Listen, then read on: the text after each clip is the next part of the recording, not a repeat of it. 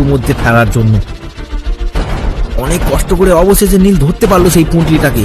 তারপরে ধীরে ধীরে কুয়োর মধ্যে সেটাকে নিক্ষেপ করলো। সাথে সাথেই দাউ দাউ করে জ্বলে উঠলো ডাকিনী। তার সাথে ভয়ানক চিৎকার, এই চিৎকারে কেঁপে উঠলো চারিদিক। ডাকিনী কামিনী দেবীর নাম ধরে হুঙ্কার করলো। সে ধীরে ধীরে চলল নিরালা বাড়ির পেছন দিকে। সেখানে গিয়ে সে দেখলো বিশাল ডাকিনী উঠে এসেছে কুয়ো থেকে। হে ডাকিনী দেবী, আজ নিজের ছেলেকে সমর্পণ করলাম তোমায়। এবার আমি তোর দাস হয়ে থাকবো। তুই যা চাইবি তাই হবে।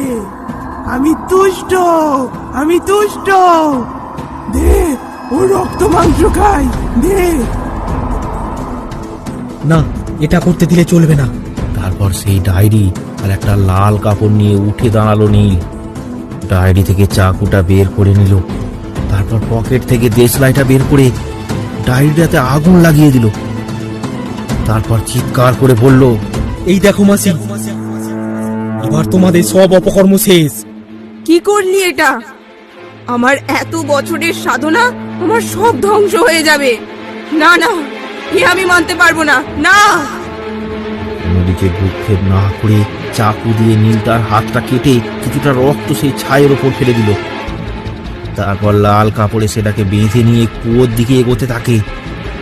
ডাকিনী ততক্ষণে রাতুলের দিকে হাত বাড়িয়ে তাকে ছুঁতে যাচ্ছে। এমন সময় কামিনী দেবী তার যজ্ঞ থেকে ছাই নিয়ে মন্ত্রপুত করে ছুঁড়ে মারল নীলের দিকে। নীল কুয়োর কাছাকাছি এসেও সেই ছায়ের ঘায়ে মাটিতে পড়ে গেল। ডাকিনী এবার রাতুলের দিকে হাত বাড়াতে লাগলো।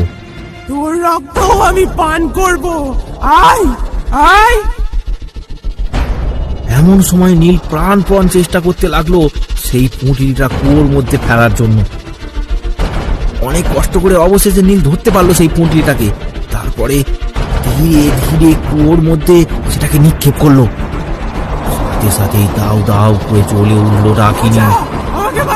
তার সাথে ভয়ানক চিৎকার, এই চিৎকারে কেঁপে উঠলো চারিদিক। ডাকিনী কামিনী দেবীর নাম ধরে হুঙ্কার করলো।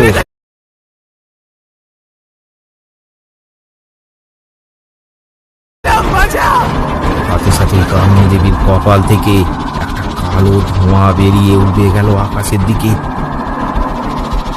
ডাকিনী হুঙ্কার করে প্রবল ক্রোধে কামিনীর নাম বলে চেঁচিয়ে উঠল। ওই প্রবল হুঙ্কারে ধীরে ধীরে কামিনী দেবীও এগিয়ে চলল ডাকিনীর দিকে। দুজনে একসাথে চলতে চলতে কুয়োর মধ্যে নিশ্চিহ্ন হয়ে গেল।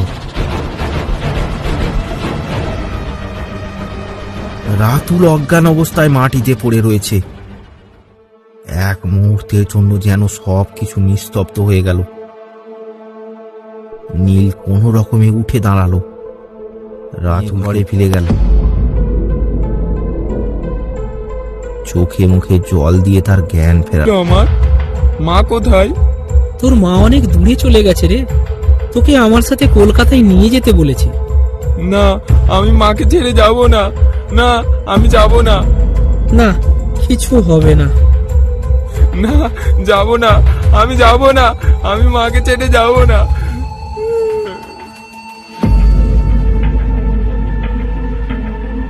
পরদিন সকালে রাতুলকে নিয়ে নীল রওনা দিল কলকাতার উদ্দেশ্যে।